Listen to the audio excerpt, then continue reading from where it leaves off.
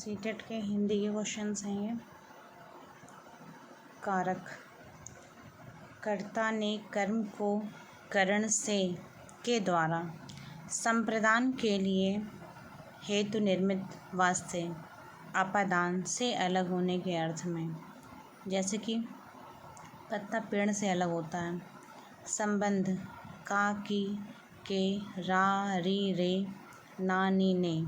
अधिकरण में भीतर पर। संबोधन हे हो अजी अरे रे। बाजार से किस संज्ञा का बोध होता है? समूहवाचक।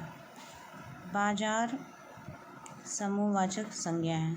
जिस संज्ञा से वस्तु अथवा व्यक्ति के समूह का बोध हो उसे समूहवाचक संज्ञा कहते हैं। बाजार व्यक्तियों अथवा लोगों का समूह होता है, अतः यह समूहवाचक संज्ञा है।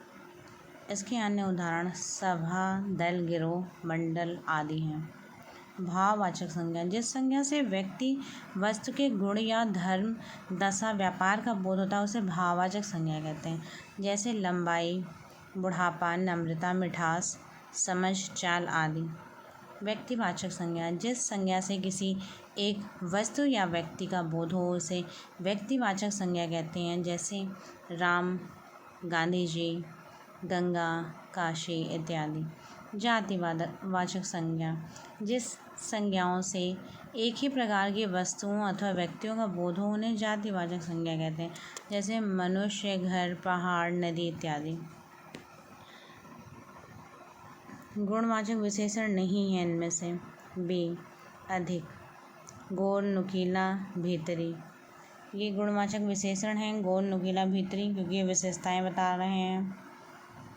अधिक गुणवाचक विशेषण नहीं है, जबकि गोल, नुकीला, भीतरी आदि गुणवाचक विशेषण। जिस शब्द से संज्ञा का गुण, दशा, स्वभाव आदि लक्षित हो उसे गुणवाचक विशेषण कहते हैं। प्राचीन, देशीय, सुडौल, लाल, दुबला, अनुचित, सच्चा, बड़ा सा, छोटी सी, ये आपके गुणवाचक विशेषण हैं। इनके एग्जाम्पल हैं, इन्हें आप राइट डाउन कर लीजिए। प्राचीन, देशीय, सुडौल, लाल, दुबला, अनुचित, सच्चा, बड़ा सा, छोटी सी। मुख्य क्रिया के अर्थ को स्पष्ट करने वाली क्रिया होती हैं। मुख्य क्रिया के अर्थ को स्पष्ट करने वाली क्रिया सहायक क्रिया होती है। प्रेरणार्थक क्रिया। जिन क्रियाओं से इस बात का बोध हो कि कर्ता स्वयं कार्य न करके किसी दूसरे को कार्य करने के लिए प्रेरित करता है वे प्रेरणार्थक क्रियाएं होती हैं। नाम धातु। जो धातु संज्ञा या विशेषण से बनती हैं उसे नाम धातु कहते हैं। नाम बोधक क्रिया।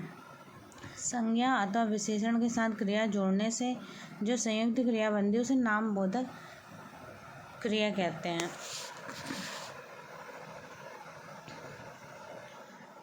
यथाशक्ति में कौन सा समास है? यथाशक्ति, शक्ति के अनुसार। यह अव्ययी भाव समास है। इस समास में पहला पद अव्यय तथा दूसरा पद संज्ञा होता है। पहला पद अव्यय, दूसरा पद संज्ञा होता है। समस्त पद में अव्यय के अर्थ की ही प्रधानता होती है। पूरा शब्द क्रिया विशेषण के अर्थ में प्रयोग होता है। कर्मधारय समास। कर्मधारय का प्रथम पद विशेषण और दूसरा विशेष्य अथवा संज्ञा होती है। महाकवि, महान है जो कवि। कर्मधारय समास है यहाँ पर। महाकवि, महान है जो कवि। पीताम्बर, पीत है जो अंबर। तत्पुरुष समास। जिस समास का उत्तर अर्थात अंतिम पद प्रधान हो उसे तत्पुरुष समास कहते हैं। गगनचुंबी, गगन को चूमने वाला। स्वर्ग प्राप्त, स्वर्ग को प्राप्त करने वाला। द्वंद्व समास। जिसके दोनों पद प्रधान हो या दोनों संज्ञाएं विशेष्य हों वह द्वंद्व समास। जैसे रात दिन, रात और दिन। माता पिता, माता और पिता। अजातशत्रु में कौन सा समास है? डी अजातशत्रु, जिसका कोई शत्रु न हो, अर्थात व्यक्ति विशेष। इस समास में कोई भी शब्द प्रधान नहीं, दोनों शब्दों ने मिलकर एक नया अर्थ प्रकट किया है। यह बहुब्रीहि समास। दशानन, दशानन, दस है आनंद जिसके अर्थात रावण। चक्रधर, चक्र को धारण करने वाला अर्थात भगवान विष्णु। कौन सा महीना भाद्रपद महीने के बाद आता है? बी, भाद्रपद महीने के बाद आश्विन मास आता है। महीने के वर्ष भर के अनुसार वर्ष भर में महीनों के नाम निम्नवत हैं: चैत्र, बैसाख, ज्येष्ठ, आषाढ़, श्रावण, भाद्रपद, आश्विन, कार्तिक, अगहन, पूस, माघ, फाल्गुन। ये हिंदी के महीने हैं। पंक्ति और कवि। सावधान मनुष्य, यदि विज्ञान है तलवार तो इसे दे फेंक तज के मुँह स्मृति के पार। रामधारी सिंह दिनकर। ये पंक्तियाँ तो आपको याद ही होगी। ये रामधारी सिंह दिनकर के द्वारा लिखी गई हैं। होगा फिर से दुर्घर्ष समर, जड़ से चेतन का निसी बासर निराला। कई दिनों तक चूल्हा रोया, चक्की रही उदास। नागार्जुन ने लिखा है।